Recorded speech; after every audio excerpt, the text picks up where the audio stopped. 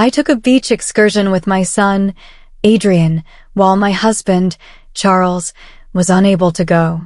He consistently prioritized work, a reality to which I had become used.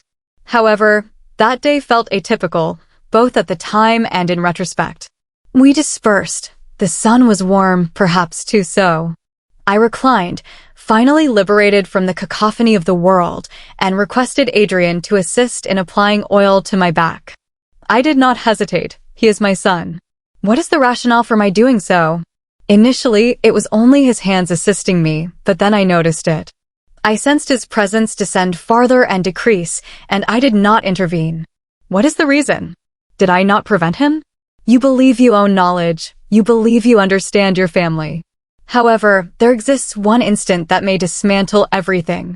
That day on the beach irrevocably altered my existence. Charles and I have been married for more than 15 years.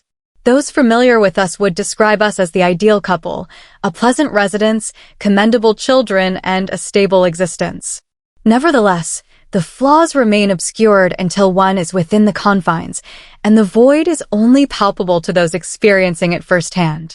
For years, Charles's occupation constituted his whole existence. He consistently worked late into the night. During weekend getaways, I often reassured myself that his overtime and commitment were for our family. Nevertheless, with time, that narrative began to unravel. What value does a home possess if it remains unoccupied? I became imperceptible to him. Upon his arrival home, he scarcely acknowledged my presence. He ceased inquiring about my feelings, desires, and necessities.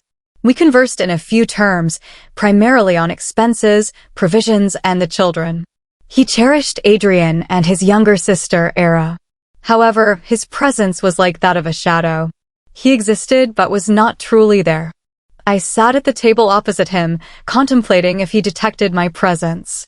That morning, I recall waiting in the kitchen as Charles rushed out the door. He seized his bag, kissed the crown of Era's head, and gazed at me briefly, stating, "Sorry, Alice, I cannot attend today at work." I did not engage in any argument. I only nodded like I always did. My throat constricted. I reassured myself that it was okay. Adrian and I could proceed alone. At that time, Adrian was 16 years old, tall and slender, possessing the same brown eyes as his father, although featuring a more delicate visage. He remained largely silent. Even when I informed him that it would only be the two of us, he appeared to have acclimated to his father's habitual absence. He only shrugged, seized the luggage, and accompanied me to the vehicle. I observed him in the passenger seat during the journey, headphones inserted, gazing out the window as adolescents typically do. I could not suppress a smile. He was maturing rapidly, and at times I pondered whether I would blink and lose him. The journey to the shore seemed interminable. My thoughts often drifted to Charles. I reflected on all the activity we formerly engaged in, such as our movie evenings together, strolls, and excursions to inconsequential destinations, merely for amusement. I reflected on his tactile gestures and the illumination in his eyes upon seeing me. I had not experienced such a sensation in years. I had not had any sensations. I felt fatigued by my invisibility. We ultimately reached our destination, and Adrian assisted me in transporting the luggage to a serene location by the sea. I arranged the towels as he assembled the umbrella. I am uncertain why I abruptly felt compelled to converse with him. Perhaps it was due to his being the sole one present. I may have simply required someone to listen to me. It is pleasant to venture outside, would you not agree? I asked. He attempted to seem jovial, merely nodding while brushing his hair back with his hand. Indeed, mother, it is, he said. I reclined on the towel, experiencing the sun's warmth on my skin. I remained still for a period, allowing myself to relax momentarily, attempting to release the burdens of recent years. But then I recalled the oil. I sat upright and faced Adrian. Could you assist me in applying this? I inquired. I am unable to access it alone. He gazed at me for nearly a second, reluctant to accept the bottle from my grasp. I reclined once again, prone on the towel, and awaited further developments. The initial contact was tender and cautious.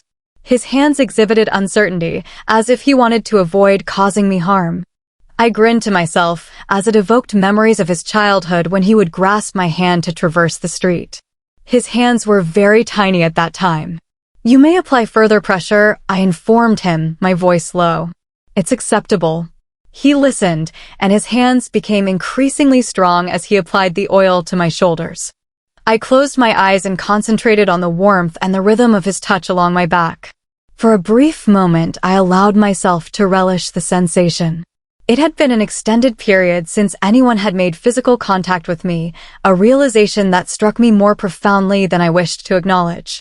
However, as his hands descended gradually and cautiously along the contour of my back, my breath became constricted, and although I attempted to articulate a response, no words emerged, leaving me in silence. I reassured myself that it was okay.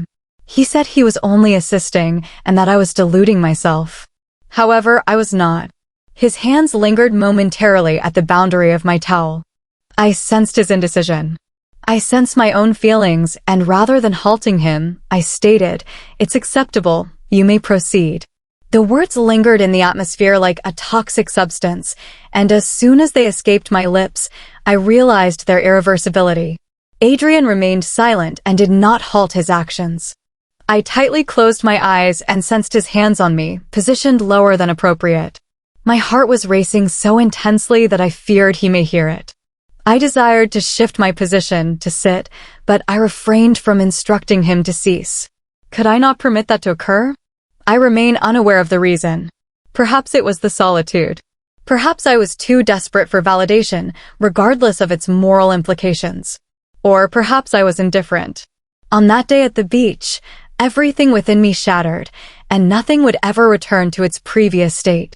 If you have persevered through this narrative, I extend my gratitude for your patience. I recognize that it is not easy to absorb, and I value your understanding. I recognize that it is not easy to absorb, and I value your patience. This narrative, this experience, has lingered within me, an irreparable fracture that now defines my existence. I am left to question myself, my choices, my motivations. What could have been different? Could I have acted otherwise, stopped it before it escalated? Or was I simply too lost in my own need for something, anything, to make me feel seen again? There are no answers, only the unspoken truths that fester in the silence. I continue to carry this weight, not out of guilt, but out of a haunting awareness of how fragile everything can become when you least expect it. A moment's decision, a moment's lapse in judgment, and everything changes. Perhaps that is the true lesson of life, how easily the things we take for granted can be shattered, never to be the same again. Thank you, again, for reading.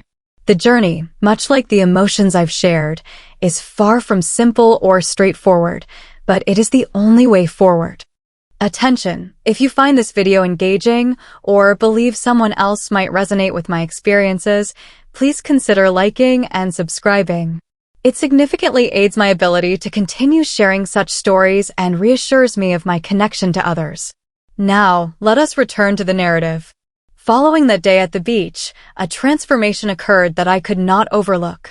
The emotions I experienced, the gaze I witnessed, and Adrian's gaze towards me afterward were not merely fleeting moments, they were persistent.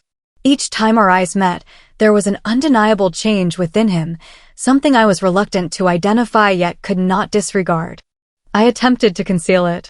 Upon our return home that evening, I endeavored to behave normally.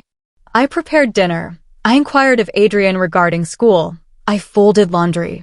Late into the night, my hands trembling throughout, I often recalled the events that transpired, his grasp, the manner in which he lingered, and the strain I experienced within my own body.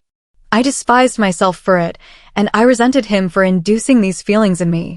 For my own son, Charles remained unaware. He returned home late, as always, his tie askew and his countenance fatigued. He kissed my cheek reflexively, only a remnant of what it once was. After a lengthy day, I inquired, anticipating some form of dialogue, but he merely grunted and nodded, already en route to the living room. This was a recurrent pattern. His presence felt like an afterthought, rendering me invisible once more. That night I lay in bed, gazing at the ceiling while Charles snored softly beside me. The house was tranquil, yet my mind was tumultuous. I continuously pondered Adrian, his hands, and his gaze. I recognized the impropriety of my thoughts. I understood I should cease whatever this was before it escalated. However, a darker, lonelier part of me yearned to cling to it, desiring the attention, the touch, the sensation of being acknowledged. Days elapsed without Adrian uttering a word, yet his silence resonated more profoundly than speech. He did not precisely evade me. Rather, it felt as though he remained closer. I would catch him observing me while I cooked, cleaned, or sat alone on the couch at night. And I allowed it to transpire. I didn't stop him. I failed to restrain myself, and therefore, the following weekend arrived. It was once more stifling, and the home seemed suffocating. Charles had departed to attend to some final ship-related tasks, leaving Adrian and myself alone once again. I am uncertain as to the rationale for my actions. I considered that going outside may be beneficial to clarify my thoughts. Perhaps I sought to challenge myself to see if I could suppress everything. The journey was tranquil this time. Adrian, however, did not don his headphones. He remained seated, gazing out the window with his knee bouncing restlessly. I felt compelled to utter something, anything, to disrupt the stillness, yet each time I attempted to speak, the words lodged in my throat. Upon our arrival at the beach, it was nearly desolate. I recall the azure hue of the ocean and the sensation of the wind against my face. I rearranged the towels as previously, and Adrian assisted me in organizing everything. I did not request him to apply oil to my back on this occasion. I was unable to do so. I remained there with my eyes closed, finding tranquility. However, even with my eyes shut, I sensed his scrutiny. I felt him absorbing me. The actual turning point occurred subsequently. That afternoon, we resolved to cleanse ourselves, utilizing the beach showers before returning home. It was intended to be a brief endeavor to remove the sand from our skin. Nevertheless, an inexplicable event occurred. Upon arriving at the showers, Adrian was the first to step beneath the water, allowing it to cascade down his back. I observed him from a distance for a bit before intervening, uncertain of my impulses. I removed my outer garments and positioned myself alongside him, the water refreshing against my skin. Adrian gazed at me in astonishment. I am uncertain if it was due to surprise, perplexity, or an altogether different emotion, but he remained silent. I observed him briefly, then scrutinized him and stated, "You must also remove your shorts to rinse adequately." I am uncertain why I articulated it. Perhaps I sought to demonstrate to myself that I could exert control, that I could halt this, or maybe I was evaluating him and myself. He hesitated momentarily, then complied, removing his shoes, and we found ourselves together, alone in the cascading water, cleansing everything except our shared emotions. I turned my back to him and softly requested, "Help me with my back." He complied. His hands were gentle, reminiscent of before, yet the tension within him was unmistakable. I sensed it within myself. When he touched my waist, I froze. The atmosphere thickened around us, the sound of the water obliterating all else. I could have departed. I could have ceased it. But instead, I leaned back closer to him, reached for his hands, and guided them to my chest. When I did, he did not withdraw. What transpired next defies explanation. It was a fleeting moment, a blur of necessity, solitude, and an unnamed sentiment. It was neither gentle nor gradual. It was frantic, intensely fervent, erroneous in every aspect, yet I was unable to halt it. I had no one to. On its conclusion, we remained still, the water cascading onto us, erasing the evidence, yet not the truth. He embraced me as no one else had in years, and I guided him. Subsequently, we remained silent. We dried ourselves. I gathered my belongings and returned to the car in quiet, seeing Adrian from the periphery of my vision. His face was hot, and his motions were rigid. I recognized that I had irrevocably damaged everything. I understood that we had transgressed a boundary that could never be retracted. And yet, for the first time in years, I had a sense of vitality. The The journey home started in silence. The automobile seemed too compact and burdensome, as if the atmosphere was exerting pressure on us. I clutched the steering wheel firmly, attempting to concentrate on the road. However, my thoughts were racing. I could still sense him, Adrian, his hands, his physique, the burden of our recent actions. I continuously cast furtive looks at him in the passenger seat. He sat rigidly, gazing out the window, his cheeks reddened, his jaw clenched. Then, unexpectedly, he said, "Mother," he said, his tone subdued, even uncertain. I averted my gaze from him. I was unable to, yet I heard him. What transpired moments ago? My heart momentarily faltered. I contemplated feigning ignorance regarding his remarks and dismissing them. Shifting the topic was futile. Pretense was no longer viable after our actions. I inhaled unsteadily and said, "I do not know." It was the veracity, or at the very least, the nearest equivalent. I was unaware of the events that transpired or their rationale.